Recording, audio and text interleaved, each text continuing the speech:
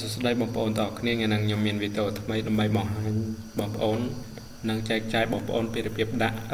វីដេអូឬក៏រូបដែលមានចលនានៅលើកុំព្យូទ័ររបស់យើងមុនដំបូងយើងចុចពាក្យនេះ wallpaper បងប្អូនដើម្បីដាក់មានន័យថាវីដេអូដែលមានចលនានៅផ្ទាំងហើយបន្តមកទៀតយើងចុច search នៅលើ Play Store របស់កុំព្យូទ័រហើយយើងចុច download វានៅពេលដែល download ពេញបងប្អូនចុច open មកវានឹងបើកឲ្យយើងចូលមើលនៅក្នុងកម្មវិធីនឹងមួយហើយក្នុងកម្មវិធីនេះដែរវាមានមានន័យថា style ជាច្រើននៅក្នុងហ្នឹងហើយយើងអាច add បន្ថែមទៀតកន្លែងហ្នឹងដែលយើងអាច add បន្ថែមជាវីដេអូ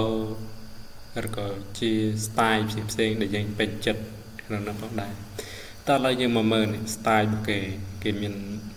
style ផ្សែងឬក៏ពេលដែលយើងប៉ះទៅលើកុំព្យូទ័រទៅវាចេញចលនាផ្សេងៗបងប្អូនអូខេឥឡូវយើងមើលរបៀបដាក់វាបន្តិចបងប្អូន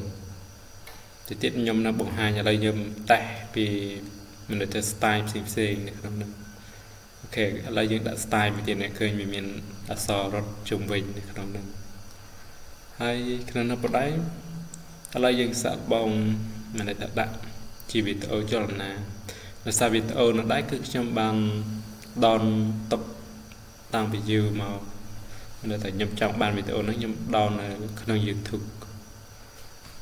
ហើយយើងចុចដាក់វាទៅចុចអូខេហើយបន្តមកយើងដាក់ឲ្យវាពេញនេះអាសញ្ញាលឿងវារត់ពេញទៅអាចមានន័យថាធ្វើឲ្យវីដេអូនោះ